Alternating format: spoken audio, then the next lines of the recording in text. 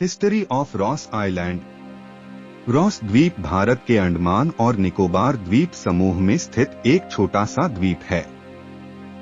इस द्वीप का एक समृद्ध इतिहास है जो 19वीं शताब्दी की शुरुआत में हुआ था, जब पहली बार ब्रिटिश खोजकर्ताओं द्वारा इसकी खोज की गई थी। वर्षों से यह कई महत्वपूर्ण घटनाओं का स्थल रहा है, जिसमें एक ब्रिटिश बस्ती की स्थापना, एक दंड कॉलोनी का निर्माण और बाद में द्वीप का परित्याग शामिल है। इस लेख में हम रॉस द्वीप की खोज से लेकर आज तक के पूरे इतिहास का पता लगाएंगे। डिस्कवरी और प्रारंभिक अन्वेषण। रॉस द्वीप की खोज सबसे पहले 19वीं सदी की शुरुआत में ब्रिटिश खोजकर्ताओं ने की थी। इस द्वीप का नाम एक ब्रिटिश नौसैनिक अधिकारी सर डेनियल रॉस के नाम पर रखा गया था, जो 1787 में अंडमान और निकोबार द्वीप समूह का सर्वेक्षण करने वाले एक अभियान का हिस्सा थे। रॉस द्वीप इस अभियान के दौरान सर्वेक्षण किए गए कई द्वीपों में से एक था, लेकिन यह कई वर्षों बाद तक नहीं था कि इस द्वीप का दौरा एक ब्रिटिश अधिकारी ने किया था। 1789 में एक ब्रिटिश व्यापारी आर्किबाल्ड ब्लेयर ने अंडमान द्वीप समूह का दौरा किया और इस क्षेत्र की खोज में कई महीने बिताए। ब्लेयर रॉस द्वीप की प्राकृतिक सुंदरता से प्रभावित थे और उन्होंने इसे प्यारा सा स्थान, पेड़ों से ढका और प्रवाल भित्तियों से घिरा हुआ बताया। ब्लेयर ने यह भी कहा कि द्वीप बड़ी संख्या में पक्षियों और अन्य वन्य जीवों का घर था। ब्रिटिश बस्ती। 1858 में ब्रिटिश सरकार ने रॉस द्वीप पर एक बस्ती की स्थापना की। समझौते का उद्देश्य अंडमान और निकोबार द्वीप समूह में ब्रिटिश संचालन के लिए एक आधार के रूप में सेवा करना था।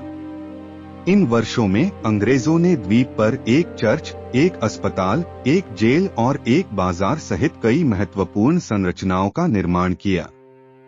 बस्ती में ब्रिटिश अधिकारियों और उनके परिवारों के साथ साथ भारतीय और बर्मी मजदूरों की एक छोटी आबादी भी थी, जिन्हें विभिन्न निर्माण परियोजनाओं पर काम करने के लिए द्वीप पर लाया गया था। ब्रिटिश काल के दौरान रॉस द्वीप पर होने वाली सबसे उल्लेखनीय घटनाओं में से एक 1906 में ड्यूक और डचेस ऑफ कनॉट की यात्रा थी। शाही जोड़ा भारत के दौरे पर था और उन्होंने अपनी यात्रा के दौरान रॉस द्वीप पर एक संक्षिप्त ठहराव किया। अंडमान और निकोबार द्वीप समूह की यात्रा। ब्रिटिश अधिकारियों और स्थानीय निवासियों की एक बड़ी भीड़ ने ड्यूक और डचेस का स्वागत किया और उन्हें द्वीप का दौरा कराया। दंड संबंधी नगर। 1942 में द्वितीय विश्व युद्ध के दौरान जापानियों ने अंडमान और निकोबार द्वीप समूह पर आक्रमण किया और रॉस द्वीप पर कब्जा कर लिया। अंग्रेजों को द्वीप छोड़ने के लिए मजबूर किया गया और जापानियों ने द्वीप पर एक जेल शिविर स्थापित किया। जेल शिविर का उपयोग युद्ध के भारतीय कैदियों और युद्ध के दौरान जापानियों द्वारा पकड़े गए नागरिकों के लिए किया जाता था। जेल शिविर में स्थितियां कठोर थीं और कई कैदी बीमारी, भूखमरी और दुर्व्यवहार के कारण मर गए। द्वितीय विश्व युद्ध की समाप्ति के बाद अंग्रेजों ने अंडमान और निकोबार द्वीप समूह पर नियंत्रण हासिल कर लिया, लेकिन उन्होंने रॉस द्वीप पर अपनी बस्ती को फिर से स्थापित नहीं किया।